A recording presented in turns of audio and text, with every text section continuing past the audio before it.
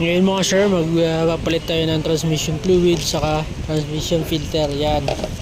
Yung para sa BIOS na dual BBTI CVT fluid FE. Yan yung fluid niya. 2016 pataas na dual BBTI. Yan po yung fluid niya. Mga CVT na. So, ito papalitan natin kasi medyo mataas na yung mileage, papalit na rin ng transmission filter. So yung filter niya kasi hindi nalilinis, so parang disposable type, kaya papalitan natin siya. Bababa natin yung oil pan na yan, yung transmission, para mapalitan natin. Toyota BIOS dual BBTI mga sir. Patay.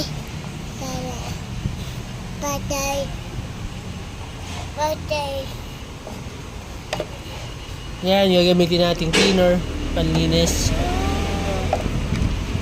Tapos yung sealant para masil natin yung oil pan niya mga sir. Yan, drain na natin. Drain na natin yung ATF fluid niya. Yan dyan kasi yung ano niyan, yung level. Meron pa yan isa. Dyan. Natanggal natin. Plastic yun. Parang level na yan dyan. Yan. Marami pa yan. Yan mga sir. Tuloyin lang natin yan. May itim na talaga yung fluid niya. Kaya papalitan natin siya ng palitan natin ang transmission filter sa fluid. So ito kasi hindi to nadadialysis mga sir. So drain lang to, or kaya ipo-full down yung oil pan ng transmission mga sir. Yan. Yan na yung transmission filter niya mga sir. Sana natin. Kakabitan natin yan. Yan yung bago. So nalinis na rin yung oil pan niya. Lagay natin yung o-ring ng transmission filter. Tapos 3 bolt yan. Yung 3 bolt. Yan. 3 bolt yan. Ikabit na natin yan mga sir.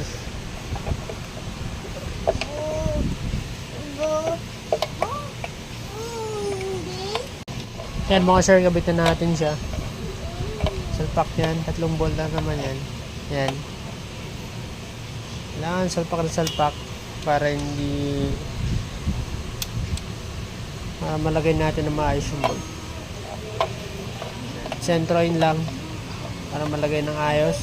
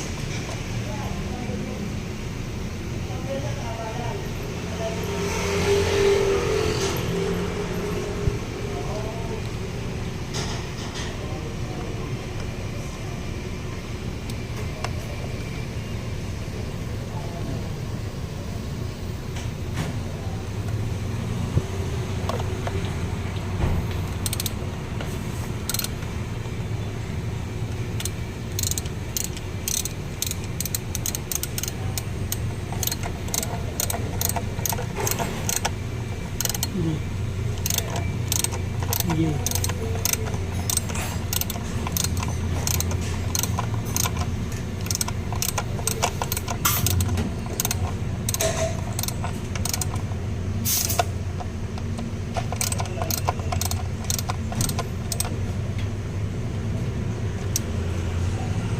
Yan.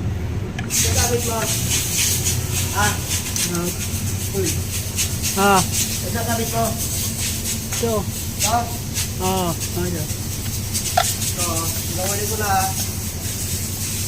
yung flower na pan. Ating rin.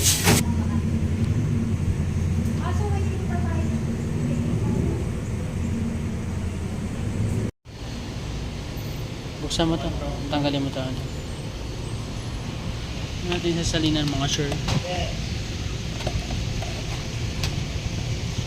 24mm. FE nakalagay.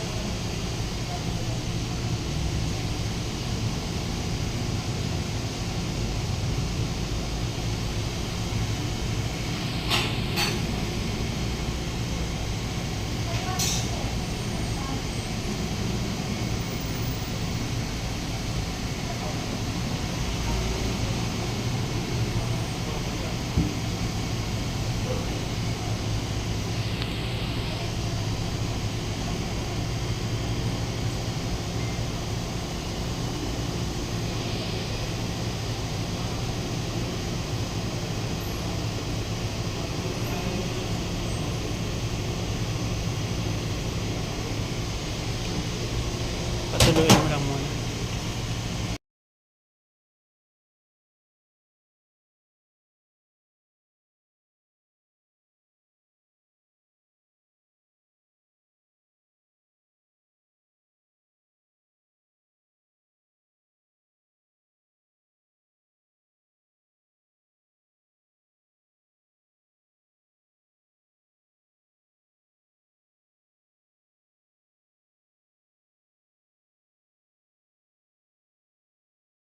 Yan, balik na natin yung air filter niya. Kasi dyan ko kasi pinadaan yung fluid kasi mas madaling i-access dyan. Yung 24mm na cup, takip nung salinan. So, gamitan nyo lang ng hose or kaya imbudo na flexible. Diretso na dyan. Sasalin na lang kayo. Hindi na mahirap magsalin. Kung wala naman kayong pump para maglagay ng ATF. Yan kasi yung pinakamadali.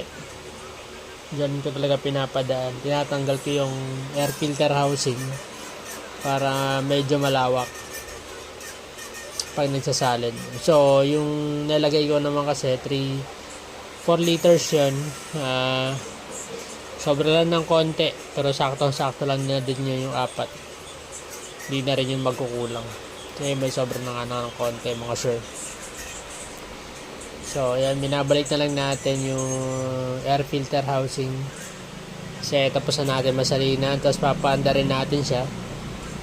After natin makabit yan. Para ma-check natin kung may tagas yung oil pan, transmission.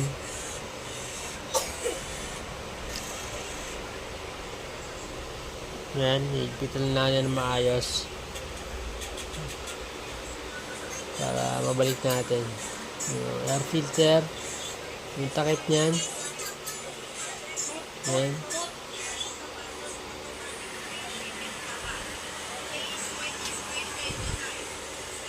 Ayan mga sir. Kayang-kaya po yung DIY mga sir. Kahit nasa bahay lang kayo, kahit wala kayong lifter, kayang-kaya po yan.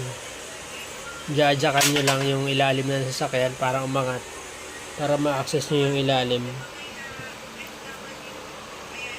Mas maganda may jack stand para for safety. So ayan, pabalik na yan, tapos na. So paanda rin natin yan mga sir. Paanda rin na natin para ma-check natin kung may lilik pa ba or para ma-check natin kung walang tagas yung sinilat natin na oil pan ng transmission mga sure. Check natin siya. Yan, angat na natin yan. Malinis na yung ilalim niya. Yan mga sir. Wala naman tulo. Maganda naman yung pagkakasilan natin. So, para may gasket kasi yan, yung luma. Di ko na rin naman tinanggal. Sinapinan ko na lang ng sealant para kapit na kapit. Para hindi tumagas. So para wala naman leak mga sir. Goods naman. Pagkakagawa natin. So ganun lang naman po yung pagpalit ng ATF.